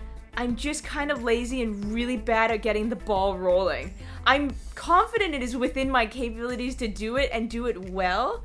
I'm just really bad at starting things. There are things I haven't done yet. Like I haven't cosplayed Soren from Fire Emblem, even though I've been growing my hair for years in preparation. I still haven't done it. But like, I don't think that it's like has to be my dream cosplay because like I can do it. Yeah, absolutely. Like, I guess if I had to pick ones that I've wanted to do for a while and are a little bit more elaborate, like, the dream bit is me just hitting the floor running with motivation. But, like, I still have it in my book somewhere that I want to do, like, a Devil Homura version of the outfit, like, with the wing riggings and everything. And, like, I know in my head how I would do the wing riggings. I just haven't started. And, like, the other one that I've been sitting on for, like, 20 years is Yue from Card Captors. Oh. I wanted to do a Yue outfit also for a very long time and just like, well, this one's different. It's not necessarily the wings. It's actually the like, God, do I really want to cosplay something where the hair has to drag on the floor? Oh God, yeah, that'll be a mess to untangle. Well, like he's always floating, so it just kind of dangles below him, and with a little bit of magical like stays bent in this shape sort of thing. But if I do it, it's gonna be on the floor if I want it to be accurate. See, I guess those would be like the closest thing I could call a dream cosplay. Actually, no. There's another thing that I do that I guess could fall into dream cosplay, but it's not exactly a cosplay. Because I don't really have any desire to dress up as Shulk, but I think having a functioning Monado would be awesome. Oh man, yeah. And like my specialty is in like clothes and stuff like that. Not so much in the prop making bit, but like I've also just like I've never really felt the inclination to want to make like a Gundam suit or a suit of armor because that's just not what I look for in cosplay stuff. But I think like skill, time, budget constraints aside, I think making a functioning Monado would be really, really cool. Where like it does the whole extension thing and everything. Yeah, I love functional props. Right? Most of the characters that I like are the really like practical or like tactical or like really down to earth types that don't have super like ginormous armor or big thingabaloo. So yeah. Anyway. Yeah, there are a lot of characters that I wish I could cosplay that I just don't think I have the skill to pull off, and very much like you, like it's a time, budget, and just energy limitation. Energy. You've seen me. I've done most of my best work like in a short time frame under pressure. I am not great at committing myself to long-term projects. So there are people who do fantastic armor suits out of foam that take like a year or like months at least of work, and I could never. I bounce around between like hyperfixations. Right. So I will go from like doing a painting to a costume piece to building a Gundam model. Just like I'm so just scatterbrained when it comes to it. That said, someone I have always wanted to cosplay is Nightmare from Soul Calibur 2. Oh, that would be a project. That giant armor suit with that big sword, and God, it would be so cool if I could make the eye like twitch and move like inside the sword, but that feels beyond me. Something that I think I could pull off, because I have never done a full armor suit, is, I'm gonna point to it on my fridge, but Getter 1. Okay. Getter is from Getter Robo, which is my favorite mecha series. Please check it out if you've never heard of it. This is the first time I've brought up Getter on the podcast. It will not be the last. It's the old 1970s robot design, and I think like just making the pieces and like wearing them over like a black Sentai suit, I could get it done. Right. But it would take a lot of work. Yeah, I think it's not necessarily that, like, my attention bounces. I think my hesitancy in starting big projects ends up being, like, if I start, I don't stop until, like, it's finished. And it's sometimes a matter of me sitting here and evaluating and be like, do I really want to dedicate the next, like, 4 months of my time to doing X project? I unfortunately leave so many creative projects unfinished. There is like a quarter-built Gundam model on that table next to you that I have not touched for months, and I'm ashamed. But yeah, I just, like, I go till it's finished, or something for some reason has to stop me. So it just means that it's like, okay, I'm gonna commit to this thing. Bye, everybody! See you in 3 months! I would also love to cosplay Kamina from Gurren Lagann, or like Simone from Gurren Lagann riding in Logon, just like the smaller mech on like stilts or something like that. I don't know. That would be very difficult to figure out, but that would be really cool. Just build it around a shopping cart. Oh! Yeah! Or something like that. Because he's got little stumpy legs that walk, so... And the last of Kane's questions is, what media do you consider a guilty pleasure? I found this one pretty difficult to answer. Oh, this is easy for me. I really like competitive cooking shows. In all of their over-dramatized, like, cut out of context, the like, who's going home to, and then immediately cuts to commercial. Like Master Chef and stuff. Yeah. I'm like, oh my god, I love watching cooking competitions. Like there's another one called Cutthroat Kitchen, and Alton Brown is the host of it, but they always make contestants do stupid, because he's like, here's your money, here's your $25,000, and the amount you get to take home if you win is whatever you haven't spent. And then they auction like stupid things, like a roll of tinfoil, and it's like, you win this and you can give it to one of your opponents, and all of their utensils have to be made out of tinfoil. I really liked that one on Netflix, Nailed It. That one's good too. Though that one embraces a bit more like the silliness of like the cooking show kind of thing. But yeah, also that takes the absurdity up to 11. But yeah, like Master Chef and stuff, I'll have moments where I just binge like seasons of it while working on other stuff, and it's so dramatic and it's so dumb, but I absolutely love it. No, that's totally fair. I found this really difficult to answer because like there's very little that I like that I feel guilty about, because there's just like I like weird.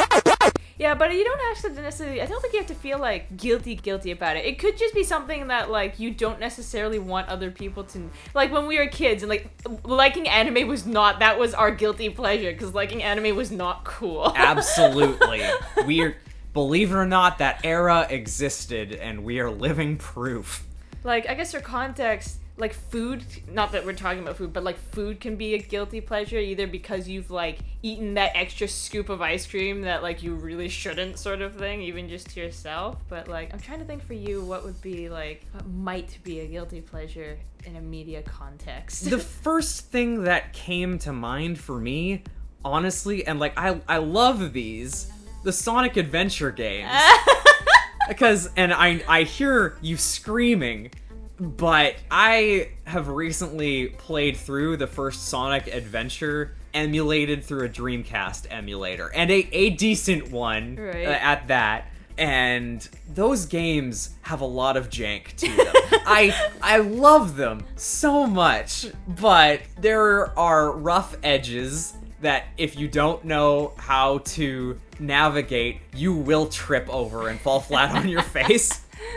Like, there are definitely worse Sonic games that if I did like, I could consider a guilty pleasure, but like, I don't have any strong feelings about a lot of the games post SA2. Right. Like, Generations was good, Forces was okay. But yeah, I'm not really guilty over any of those. One thing I think, though, I really like long-form video essays, but specifically about, like, crazy people.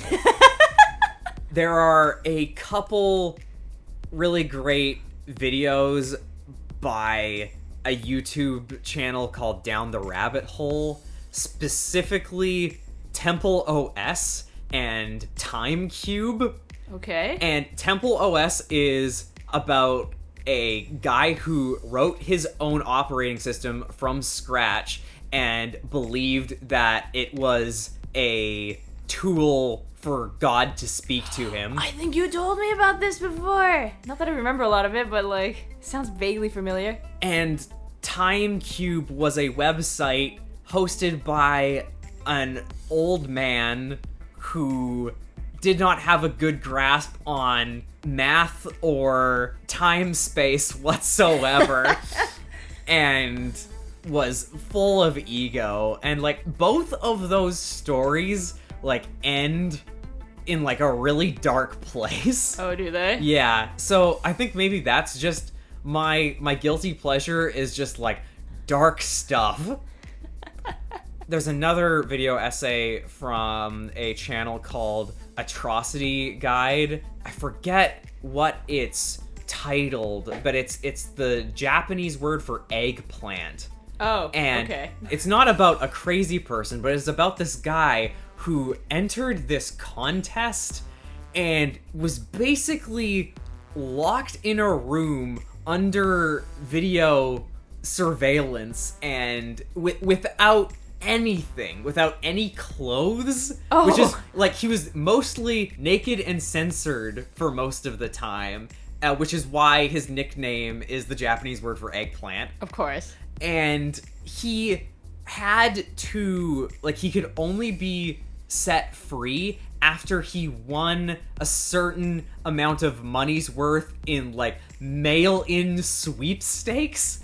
So, like, people had to send them to him? No, he was, like, locked in a room with a table and, like, a rack of magazines. Oh, and he had to send them in. to fill them out, and once he won enough prizes that counted up to a certain amount of money, he would be set free.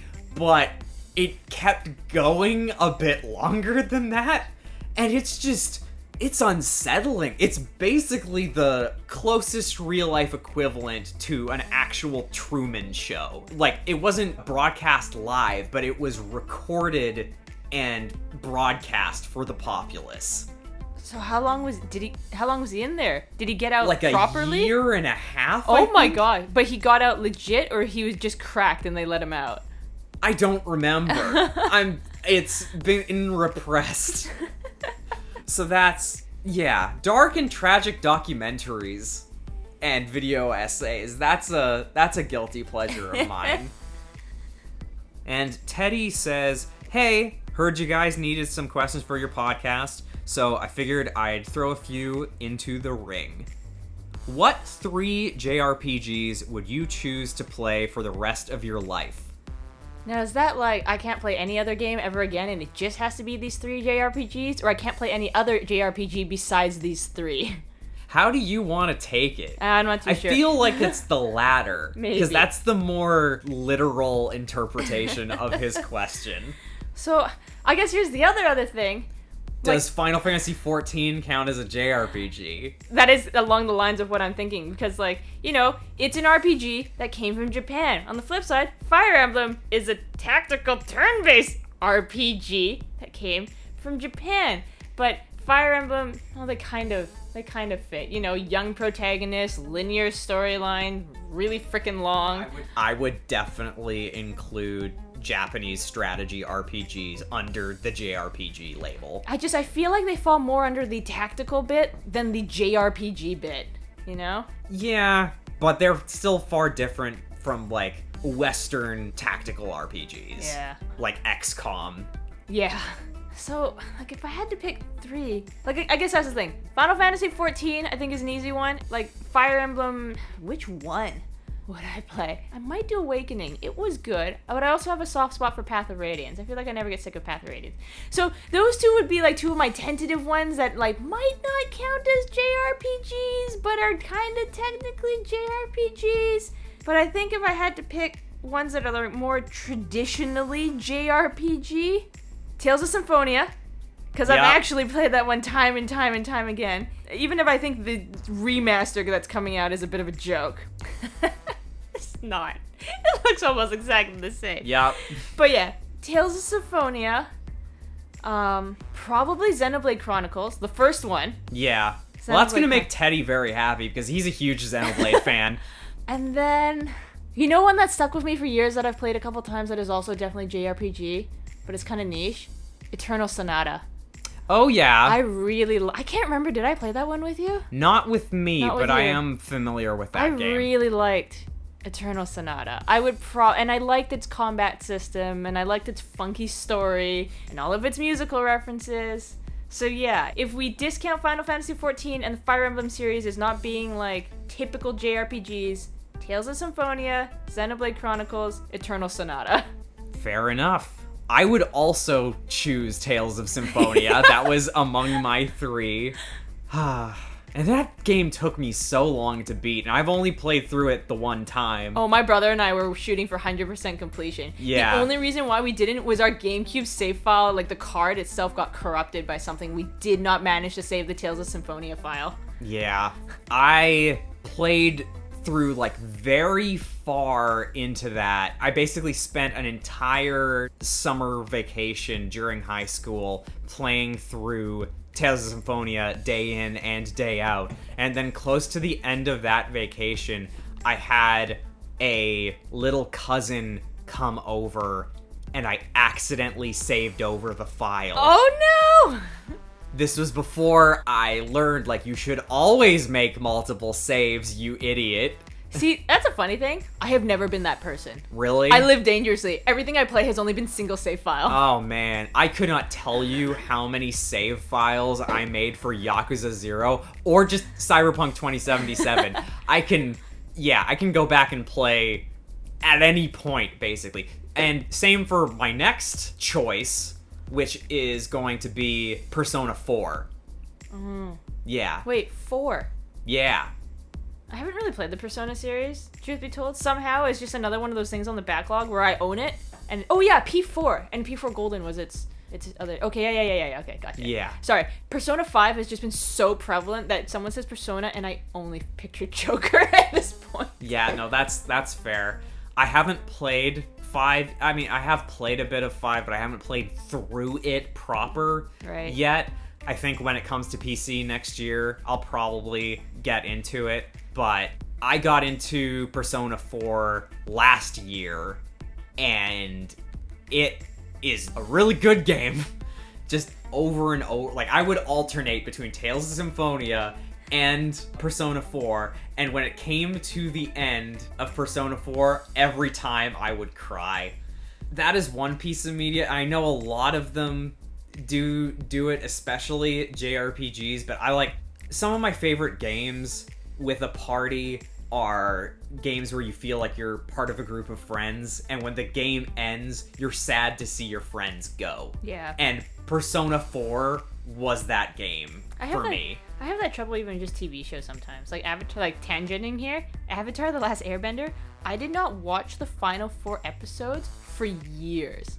Oh, wow. Because I like would rewatch the series and then stop on like that last 4-part episode. You just kept delaying the ending. I just kept delaying the ending. That is... I think the only thing that made me finally watch the ending of Airbender was Korra got announced. I put it off for that long. You know, I've never tried that, and I never knew you did that, but that is hilarious. So yeah, I would alternate between Tales of Symphonia and Persona 4, but when I got sick of either of those and had to play something in between, it'd be Chrono Trigger. Oh, obviously. Yeah. Chrono Trigger's a jam. People who know me that know that's one of my favorite games of all time, and something I like about that is like it's the perfect length. Like, that game is like 12 to 15 hours, unlike Symphonia and Persona, which are 50 to 80. I feel like, well, maybe it's just because Chrono Trigger is older, but I feel like JRPGs nowadays, like, if you're, like, not at least 50 hours, if your tutorial is not 8 hours, you're not a JRPG. I'm over-exaggerating, of course, but... And that doesn't go just for JRPGs, though. Like, people complain about length of games in any genre. Yeah, absolutely. It's like some people see a game as like a money to time investment, and I just don't see it that way. Me neither. And when that comes up as well, you know, this game only lasts 15 hours and I'm paying this much money for it. On the flip side, I compare it to movies where, like, you're going to pay, not even counting the popcorn, you're going to pay, let's say, $20 for that ticket for that 2-hour movie. So if you pay $60, that's a 6 hours of movie. Where in this video game gives you at $60 like 15 hours of time. I'm like, you kind of, you know. Like, I forget what roughly the gameplay time of, say, like, Until Dawn was. Until Dawn, we finished in like 4 hours. Was it 4 hours? We did it in one night. I thought we split that up among Did we? multiple segments, but yeah.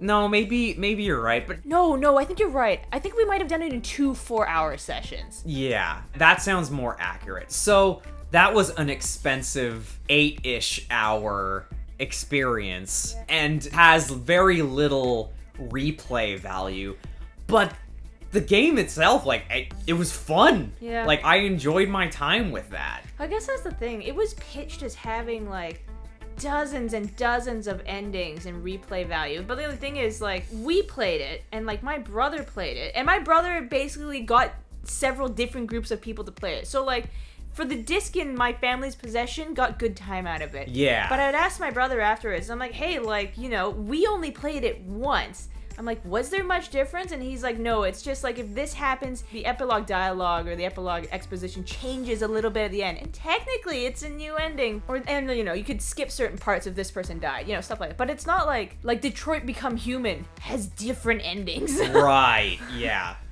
But Until Dawn seemed to, if I remember correctly, fudged it a little bit in that, like, slightly different epilogue endings. But still with this person alive, but maybe you made one choice was different, so they said something different in that single line, counted it as a separate ending. Yeah. Anyways, that's all for questions. And you gotta get going. Julianna, thank you so much for joining me once again, and this time in person. Yeah, next time you're coming over to my place, we're doing it there. Yes, absolutely. But no, it's fun. It's good. It's always good to see you. I don't get to see you that often anymore, which is like half of the reason why we started this. Yeah, I know. Okay, I've seen you. That's it. Podcast is done. All right, bye. Get out of here. Go see your Elton John. We have been your Mad Millennial Media Munchers. See you next time. See you next time.